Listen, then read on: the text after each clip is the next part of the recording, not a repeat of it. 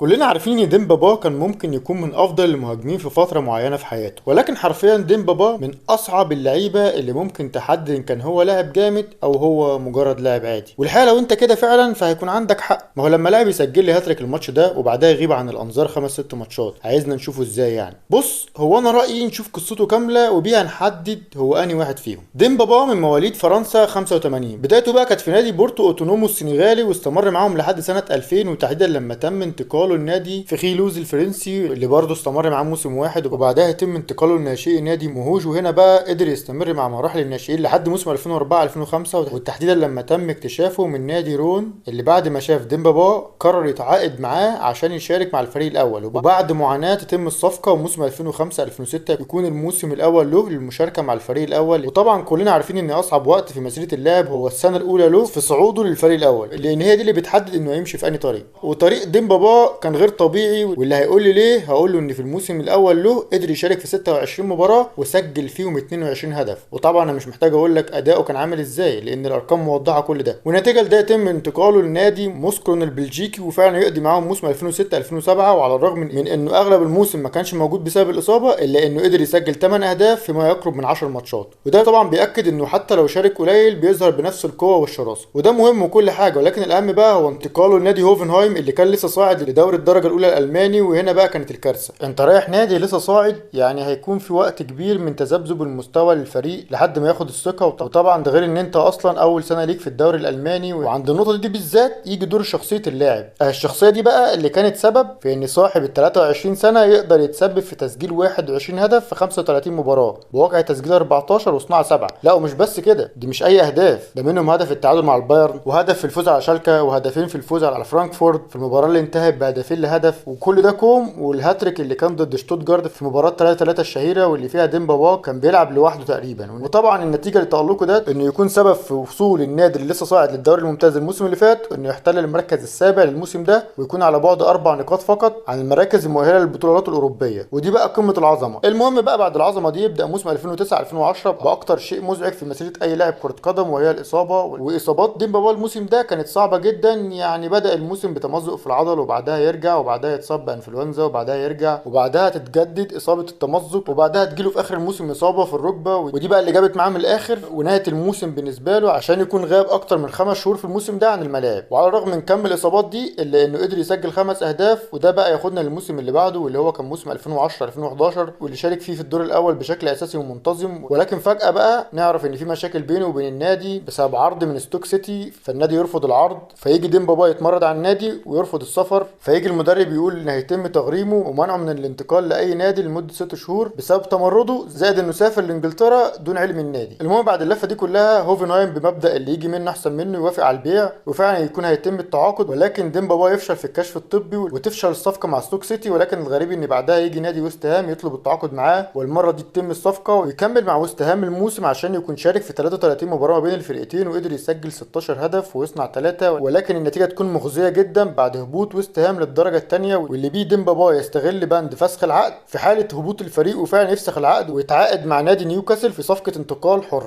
وفعلا يبدا موسم 2011 2012 بمشاركه في 36 مباراه وقدر يسجل فيهم 16 هدف ويصنع 4، ومنهم هاتريك في بلاك بيرن وهاتريك في ستوك سيتي تقريبا كده بيعاقبهم بسبب موضوع الكشف الطبي. قلب اسود قوي ديمبابا ده. المهم بعد اداؤه القوي ده يكون احد اسباب ان نيوكاسل يفنش الموسم في المركز الخامس، واللي بيه هيشارك في البطولات الاوروبيه في الموسم القادم، عشان بعدها يبدا موسم 2012 2013 بشكل قوي جدا، وهدفين بقى في ارسنال وزيهم في ايفرتون، وهدف في المان سيتي وتوتنهام، وكان متالق بكل المقاييس. وده بقى اللي خلى رافائيل بينيتز يطلب ضم اللاعب باي طريقه لنادي تشيلسي، وفعلا النادي قدم عرض بما يقرب من 8 مليون ونص يورو، واللي بيه تتم صفقه انضمام ديمبابا الى حامل لقب دوري ابطال اوروبا الموسم الماضي، واللي بيه هيكون اول لاعب سنغالي في التاريخ يشارك مع تشيلسي. المهم انه يكمل الموسم مع تشيلسي بنفس الاداء عشان يكون شارك في 44 مباراه بين الفرقتين، وقدر يسجل 19 هدف ويصنع 5. ولكن مع الارقام دي ما يكونش سبب في فوز تشيلسي باليوروبا ليج، لانه ما شاركش غير في مباراتين بس، وساعتها تشيلسي يحتل المركز الثالث في الدوري بعد اليونايتد والسيتي. المهم بعدها يبدا موسم 2013 2014 ويشارك في 29 مباراه ويسجل 8 اهداف ويصنع 3. وقله الارقام دي كانت بسبب عدم اقتناع بمستواه من مورينيو اللي كان بيعتمد كل الاعتماد على فرناندو توريس وصامويل ايتو في اغلب مبارياته. ولكن النتيجه ان تشيلسي يخسر السوبر الاوروبي ضد بايرن ميونخ، وبعدها يخسر الدوري بفارق 4 نقاط عن السيتي، ويخرج من سيمي فاينال دوري الابطال ضد الاتليتيكو عشان يكون موسم صفري من كل الجهات. وطبعا الوضع ده ما يكونش عاجب عاجب ديمبابا فيقرر يقبل عرض بشكتاش التركي اللي قرر يدفع ما يقرب من 6 مليون يورو مقابل التعاقد معاه، وفعلا تتم الصفقه وموسم 2014 2015 يكون الاول له في الدوري التركي، واللي حرفيا انفجر فيه بعد ما قدر يشارك في 44 مباراه ويسجل فيهم 32 هدف وصنع 7 اهداف. يعني مشارك في 39 هدف في 44 مباراه، واللي بيها يكون تاني هدافين الدوري، وده طبعا نتيجه انه كان بيلعب في اقوى دوري في العالم، فلما يروح اي دوري تاني اكيد لازم تكون دي ارقامه. ولكن العجيب في الموضوع ده ان يجيله عرض ضخم جدا من شنغهاي الصيني واللي كان بما يقرب من 13 مليون يورو، وطبعا تتم الصفقه، ولكن اول ما يروح ما يكونش الموسم عندهم انتهى، وده طبعا لان الدوري الصيني بيبدا مع بدايه السنه الميلاديه وبينتهي مع نهايه السنه الميلاديه، فهو كده هيروح يلعب معاهم الدور الثاني. المهم يكمل معاهم الموسم بمشاركه في 14 مباراه ويسجل 7 اهداف ويصنع هدفين، وفي الموسم اللي بعده شارك في 21 مباراه فقط طول الموسم بسبب اصابته بكسر في الساق، وعلى الرغم من انها كانت سبب في غيابه اكتر من 7 شهور ونص الا انه قدر يسجل 17 هدف ويصنع 4، وده اللي بيه قرر يرجع اوروبا عن طريق اعاره لنادي بشكتاش تاني، ولكن يقعد الفتره من يناير لحد يونيو 2017 مع بشكتاش وما يشاركش غير في مباراتين فقط، وكان سجل هدف، وطبعا ده كله بسبب الاصابه اللي نهى بيها الموسم الماضي وطبعا ضعف الفتنس. ولكن الحسنه الوحيده في الموسم ده هو ان بشكتاش فاز بالدوري التركي ويكون اسمه موجود. المهم بعد نهايه الاعاره يرجع يشارك مع شنغهاي فيزهق، يقوم طالع اعاره تاني في الدوري التركي ولكن المره دي عن طريق نادي جوناتيبي، ويكمل معاهم الموسم عشان يكون شارك في 30 مباراه ما بين الفريقين وسجل 12 هدف وصنع 3، والنتيجه اللخبطه دي كلها يقرر يستمر في الدوري التركي بعد ما جاله عرض من باشك شهير وفعلا يتم انتقاله في نهايه الموسم الصيني. يعني هو اوروبيا هيلعب الدور الثاني، ولكن ده كله مش مهم. المهم ان بعد كل اللخبطه دي انه رجع للحياه الطبيعيه تاني، وهنرجع بقى نتكلم زي البشر العاديين بعد المرمطه اللي بيعملوها فينا الصينيين من كل الجهات. ما علينا، المهم يرجع يشارك الدور الثاني من موسم 2018 2019 ولكن ما يشاركش غير في 5 مباريات بس ويسجل هدفين، وده طبعا بسبب اصاباته الكتير واللي تسببت في غيابه اكتر من شهرين. المهم بعدها يبدا موسم 2019 2020 بعوده كبيره جدا لمستواه لدرجه انه شارك في 41 مباراه وقدر يسجل 15 هدف ويصنع 7 ويعمل اداء خيالي، واكمالا للخيال ده يكون احد اهم الاسباب في فوز باشك شهير بالدوري لاول مره في تاريخ النادي. ومش بس تكون اول مره يفوز فيها باشك شهير بالدوري، لا دي تكون اول مره يفوز فيها النادي ببطوله اساسا، واللي بالمناسبه هي البطوله الوحيده في تاريخ النادي الى الان. المهم بعد العظمه دي يبدا موسم 2020 2021 بمشاركه في 37 مباراه ويسجل 9 اهداف ويصنع 3، وهبوط المستوى ده ما كانش عليه هو بس، لا ده على النادي كله، وخصوصا بعد ما خسر السوبر ضد ترابزون سبور في المباراه اللي انتهت بهدفين لهدف، وديمبابا هو اللي كان سجل هدف باشك شهير الوحيد في المباراه دي. لا واكمالا للهبوط النادي اللي كان حامل اللقب الموسم الماضي ينهي الموسم في المركز ال 12،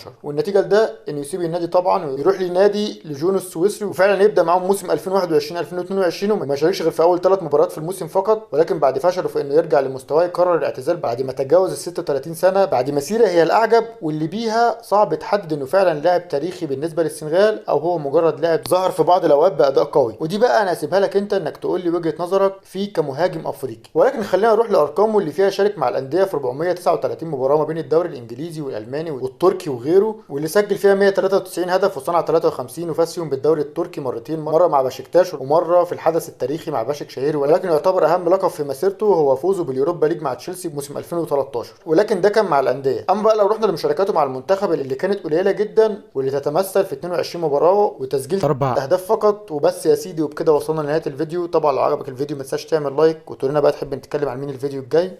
سلام.